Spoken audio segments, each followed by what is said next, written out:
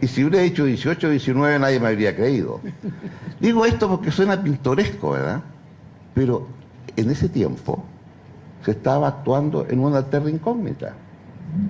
Y recién, ya con Pedro Aguirre y los frentes populares, empieza a haber una cierta forma de presentación de las políticas económicas para enfrentar aquello. Lo digo porque todo el proceso de sustitución de importaciones, que ahora nos parece una cosa tan anquilosada, tiene que ver con las realidades de la época. Y a partir de eso, una larga disquisición sobre qué es lo que ocurre cuando el modelo de sustitución, por así decir, se agota y vienen las dictaduras, la transición y todo lo demás.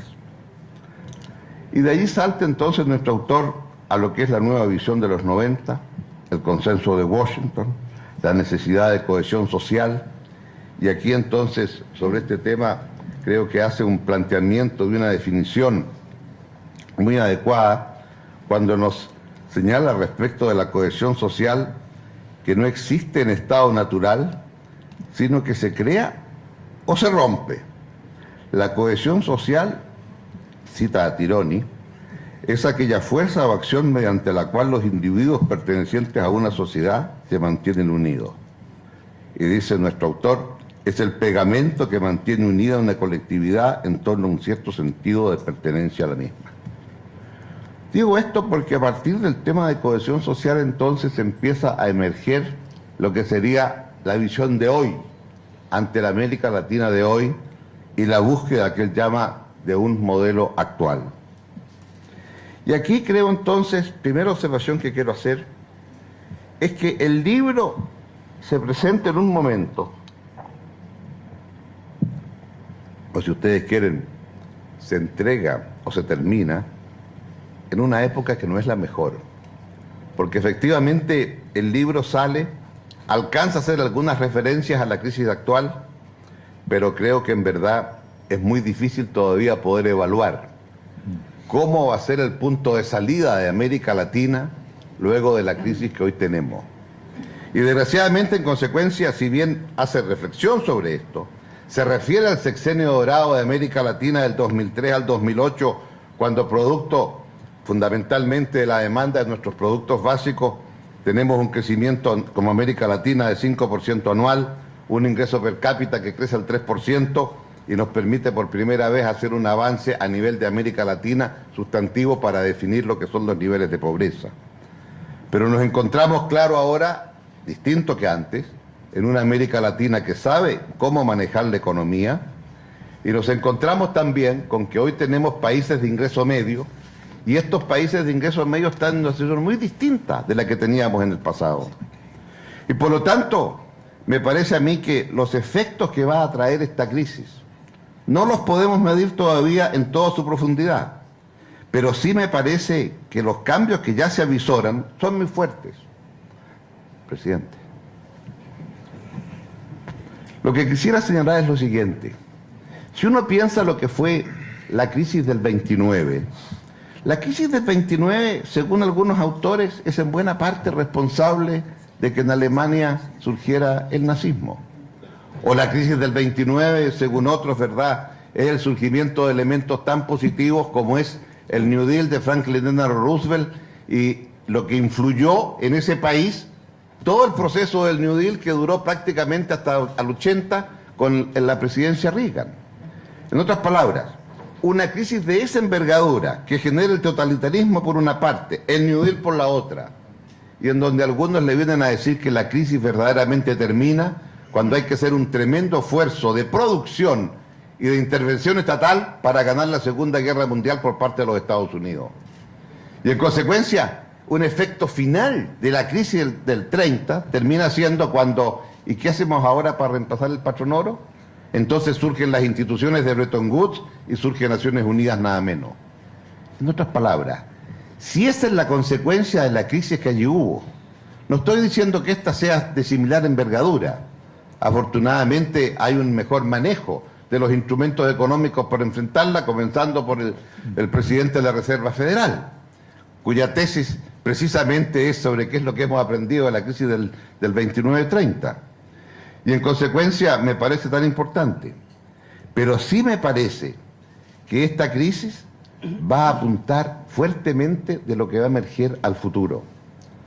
No solamente porque va a tener que surgir una globalización que va a tener reglas, como lo dice de una manera tan pertinente su santidad.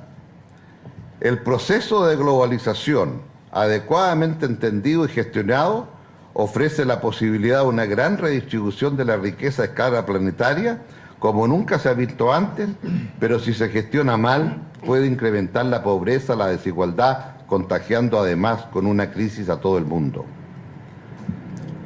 Y aquí yo creo que lo que plantea en su momento el Papa respecto de esta crisis, lo cito porque me parece que su encíclica ha tenido una difusión muy pequeña.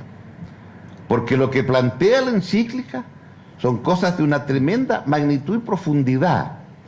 Y en ese contexto, es claro, dirán, bueno, son cosas del Santo Padre, pero creo que es muy profundo respecto de lo que ha significado esta crisis y cómo vamos a salir.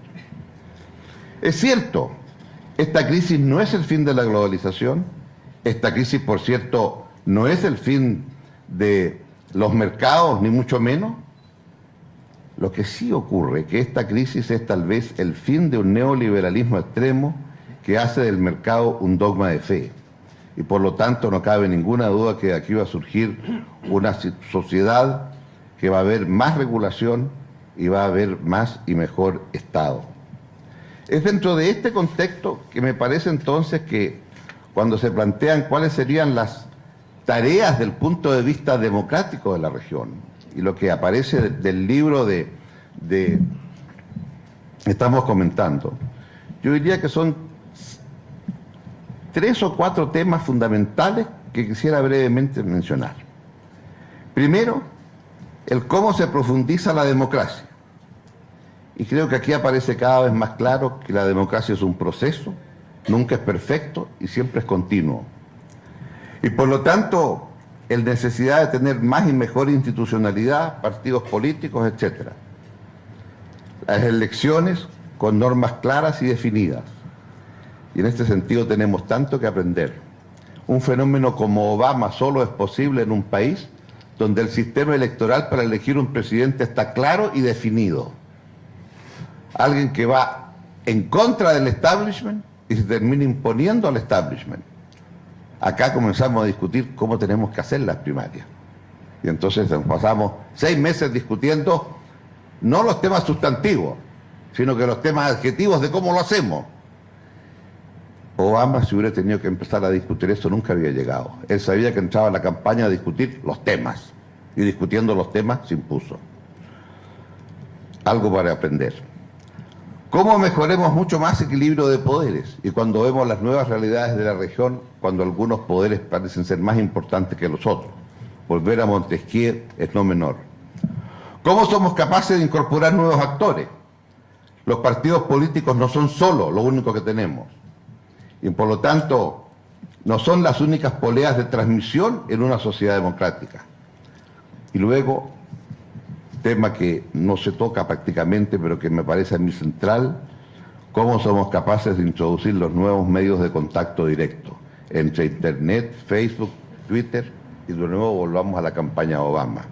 Cuando vemos que un 35% de la población se informó de la campaña y los temas de campaña a través de Internet, y que entre los menores de 35 años, los que se informaban por Internet era un 65%.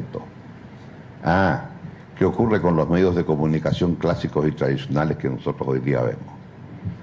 El segundo tema que me parece crucial desde el punto de vista del fortalecimiento de las democracias, y echo de menos el que no hay una fuerza mayor en el texto, es cómo acelerar crecimiento económico.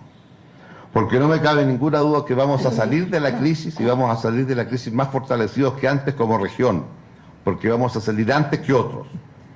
Y eso tiene que ver con que hemos aprendido a saber manejar nuestras cosas.